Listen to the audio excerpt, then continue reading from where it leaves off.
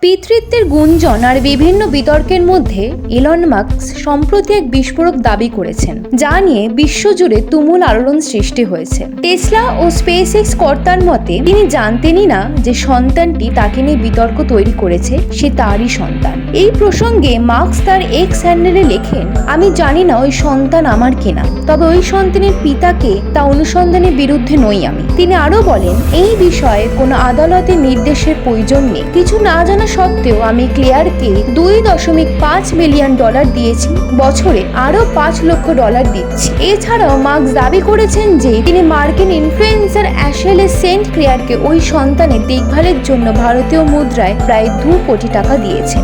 এছাড়া ক্লেয়ারকে প্রতি বছর $4 কোটি দেওয়ার কথাও তিনি উল্লেখ করেছেন। এই বিতর্কের সূত্রপাত 2025 সালের ফেব্রুয়ারিতে। তখন অ্যাশেলে সেন্ট ক্লেয়ার তার এক্স হ্যান্ডেলে দাবি করেন যে 2023 সালে সেপ্টেম্বর মাসে তিনি একটি সন্তানের জন্ম দিয়েছেন এবং ওই সন্তানের বাবা হলেন এলন মাস্ক। তবে তিনি দাবি করেছেন সন্তানটির গোপনীয়তা রক্ষা করতে চেয়েছিলেন, কিন্তু মিডিয়ার চাপের কারণে শেষ পর্যন্ত এটি প্রকাশ্যে আসে। এদিকে মাস্ক এই বিষয়ে কিছু না বললেও সোমবার সমাজ মাধ্যমে তার বক্তব্য প্রকাশ করে বলেন, পিতৃত্ব পরীক্ষার জন্য আমি প্রস্তুত, কিন্তু এর জন্য আদালতের কোনো প্রয়োজন নেই।